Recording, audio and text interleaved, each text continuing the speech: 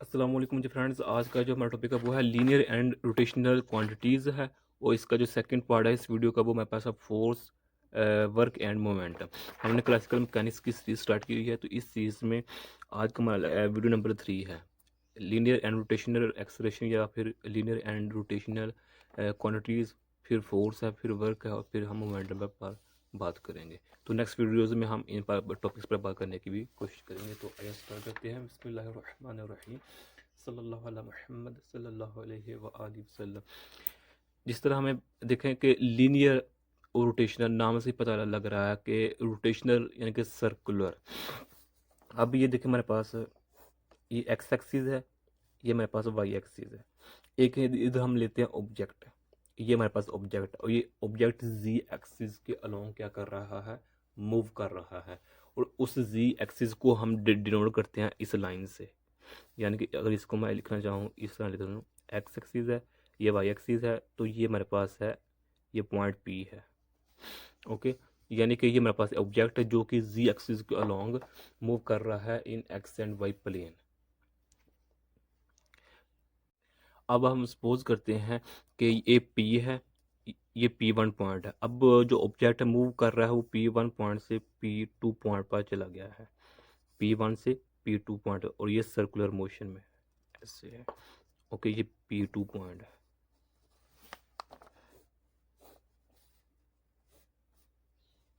ये P to है, ये पी वन है, पी वन पी टू, और किस में है, ये सर्कुलर फॉर्म में है। ओके, तो अब देखें कि अगर हम इस जो हमारे पास ये पाथ है, ये वाला पाथ, इस पाथ को हम इतना छोटा कर दें कि जो हमारे पास अभी ये देखेंगे हमारे पास सर्कुलर फॉर्म है।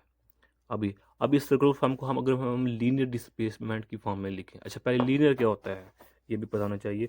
अगर ये पॉइंट ए है, ये पॉइंट बी है, तो ये अगर स्ट्रेट फॉर्म है तो इसको हम लीनियर कहेंगे। लीनियर डिस्प्लेसमेंट हो रहा है from A point to B point तक, ये लीनियर है। और ये क्या है, रोटेशनल है या सर्कुलर डिस्प्लेसमेंट है। अगर हम P one P two point के दरमियान इस लाइन को इतना कम कर दें कि ये बिल्कुल स्ट्रेट लगाने लग जाए, यानी कि मैं इसको ऐसे लिखूं तो ऐसे, हालांकि ये सर्कुलर फॉर्म में ही है, लेकिन हमने इसके दरमियान डिस्टेंस इतना कम कर दिया पी वन और पी टू के दरमियान कि वो जो हमारे पास सर्कुलर कर्व है वो हमें लीनियर दिखने लग जाएगी। या फिर इसको हम ऐसा कर लें कि इसको हम पाथ में डिवाइड कर लें। अब जो ये पाथ है, ये देखा, अब ये पाथ एक हमें लीनियर शो हो रहा है, और ये भी एक क्या है, एक तरह का लीनियर शो हो रहा है, हालांकि एक्चुअली क्या है, ये सर्कुलर फॉर्म में है। तो जब ये केस होगा तो उस केस में हम फार्मूला यूज़ करते हैं S is equal to R theta. अब ये बार हमारे पास थीटा वन है, ये हमारे पास क्या थीटा टू है। ओके, अब यहाँ से लेकर यहाँ, सॉरी, इधर हम दोबारा लिख लेते हैं, ये पी वन पॉइंट है, ये पी टू पॉइंट है, ये यहाँ से थीटा वन है, यहाँ से लेकर थीटा टू है, और यहाँ जो हमारे पास होगा इसके दरमियान वो डेल्टा थीटा होगा हमारे पास। ओके, तो ये मेरे पास फॉर्म है, इस फॉर्म को मैं इस तरह भी लिख सकता हूँ। ओके, तो अब इसको अगर मैं डिवाइड कर दूं टाइम पर भी, इसको भी टाइम पर डिवाइड कर दूं, और इधर मैं एक लिमिट लगा दूं कि टाइम हमारे पास बहुत कम है, वेरी इंटेसिमल, बहुत शॉर्ट टाइम है, तो उस केस में हमारे पास ये क्या बन जाएगा, ये वेलोसिटी बन जाएगी। ये मेरे पास क्या बन जाएगा, ये मेरे पास ये भी वेलोसिटी है, ये लीनियर वेलोसिटी है और ये एंगुलर वेलोसिटी है। ओके, ये है relationship between linear and rotational velocity. अब जो आर है, आर हमारे पास ये है, जो हमारे पास ये है, ये मेरे पास आर है। ओके, ये हमारे पास आर है, ये आगे relationship between linear and rotational velocity.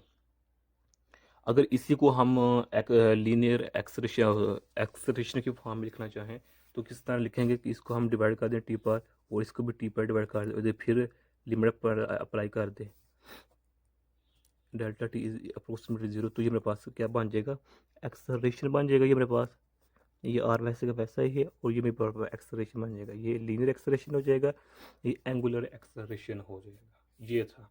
अब जो मेन बात है इसमें बताने वाली क्लासिकल मैकेनिक्स में, इतनी बड़ी यानी कि ये जो थीम बताया, उस मकसद क्या था कि जो मेरे पास वेलोसिटी होती है, लीनियर वेलोसिटी, वो हमारे पास होती है dx/dt। डी ऐसे लिखे हुआ आप लोगों को अपनी मर्जी है। इसको हम इस तरह लिख सकते हैं, तो इसको हम इस फॉर्म में लिख सकते हैं, यानी कि ये है क्लासिकल मैकेनिक्स में हम इस तरह लिखते हैं वेलोसिटी को। ओके, ये मेरे पास क्या है, एक्स क्या है, मेरे पास डिस्प्लेसमेंट है, एक्स क्या है, हमारे पास डिस्प्लेसमेंट है। इसी तरह हम अगर एक्सलरेशन की बात करें तो वो क्या होता है, d/dt होता है। तो अगर इस पर मैं डॉट लगा दूं तो ये मेरे पास बन जाएगा, ये देखिए क्लासिकल मैकेनिक्स में जहां भी v डॉट आ जाएगा, v डॉट इसका मतलब क्या होगा, मैं ये मैग्नीट्यूड फॉर्म है, जिसका मतलब क्या, ये एक्सलरेशन है। क्लासिकल मैकेनिक्स में जहां भी x के ऊपर डॉट आए, इसका मतलब क्या है, ये मेरे पास क्या है, वेलोसिटी है। ओके हो गया। अब हम बात कर, ये तो हो गया हमारे हमारे पास लीनियर वेलोसिटी और लीनियर एक्सलरेशन। अगर हम बात करें लीनियर सॉरी रोटेशन या सर्कुलर वेलोसिटी की बात करें, तो वो हमारे पास क्या होता है, D T is equal to W. ये मेरे पास होता है क्या, एंगुलर एंगुलर वेलोसिटी या फिर रोटेशनल वेलोसिटी। ये हम लोग को निकाला था ये रिलेशन, ये वाला, ये देखें। ओके, अब क्या है कि इस जो मेरे पास रोटेशनल या सर्कुलर वेलोसिटी है, इसको मैं इस फॉर्म में भी लिख सकता हूँ। ओके, इसी तरह हमारे पास ये सर्कुलर वेलोसिटी होगी, या हमारे सर्कुलर एक्सलरेशन आ जाएगा, या रोटेशन एक्सलरेशन आ जाएगा, वो हमारे पास ये फार्मूला है, अभी हमने ऊपर पढ़ा, ये देखें, ये वाला इसके इक्वल है। तो ये हमारे पास बन जाएगा, इसको मैं इस तरह इस फॉर्म में लिख सकता हूँ। यानी कि ये तमाम बातें बताने का मकसद क्या है, ये चार हैं। एक ये है कि वेलोसिटी को हम एक्स डॉट की फॉर्म में लिख सकते हैं, एक्सलेरेशन को हम वी डॉट की फॉर्म में लिखते हैं, और रोटेशनल वेलोसिटी को हम थीटा डॉट की शक्ल में लिखते हैं, और रोटेशनल एक्सलेरेशन को हम ओमेगा डॉट की शक्ल में लिखते हैं। ओके, ये हो गया हमारे पास प्रोसेस किसका, लीनियर एंड रोटेशनल एक्सलरेशन का। अब हम बात करते हैं फोर्स पर एंड वर्क पर। इसमें क्या है कि जो मेन बात है, जो मेन इस डिफरेंस दोनों में, वो ये है कि वर्क हमेशा तब होगा जब कुछ ना कुछ डिस्प्लेसमेंट होगा। यानी कि ये मेरे पास वर्क है, वर्क का फार्मूला क्या है, एफ डी। ओके, वर्क हमेशा तब ही होगा जब हमारे पास कुछ ना कुछ डिस्प्लेसमेंट, यानी ये मेरे पास पॉइंट ए है, ये पॉइंट बी है। अगर एक ऑब्जेक्ट यहाँ से यहाँ तक गया तो क्या है, डिस्टेंस तय किया है ना इसने, ये वाला। तो अब क्या है, यहाँ वर्क हुआ है। और फोर्स क्या होता है, ये लाजमी नहीं है कि आप वो इनर्जी लगाएं, स्ट्रेंथ लगाएं, पावर लगाएं किसी चीज़ पर तो वो मूव करे या ना करे। मिसाल के तौर पर एक ये देखिए, ये वाल है, दीवार है ये मेरे पास, अगर इस पर मैं फोर्स लगा रहा हूँ, इससे मैं अकेला शख्स हूँ, तो ये इस दीवार को की फर्क नहीं पड़ेगा ज़ाहरी तौर पर। लेकिन मैं जो कुछ ना कुछ फोर्स लगा रहा हूँ, उस जो पावर या एनर्जी लगा रहा हूँ, उसकी वजह से इस दीवार के कुछ ना कुछ पार्टिकल्स अपनी जगह से हिले होंगे, आगे पीछे डिस्प्लेस हुए होंगे। ओके, तो ये हमारे पास है फोर्स होती है। वर्क में हमेशा जो मेन डिफरेंस, वो बस आप यही याद रखिएगा कि वर्क में हमेशा जो डिस्प्लेसमेंट होती है, डिस्टेंस तय होता है एक पॉइंट से दूसरे पॉइंट तक। अगरचे वो पॉइंट ये है, ए है, और ये पॉइंट बी है, यहाँ तक, यहाँ भी मेरे पास क्या होगा, वर्क होगा।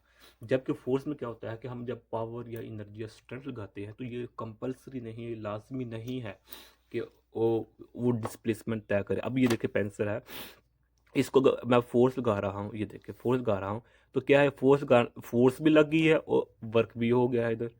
ओके, और अगर इधर मैं अब दीवार, तो मैं अब फोर्स लगा रहा हूँ, तो अपनी तरफ से मैं फोर्स लगा रहा हूँ, लेकिन इस दीवार को कुछ नहीं हो रहा।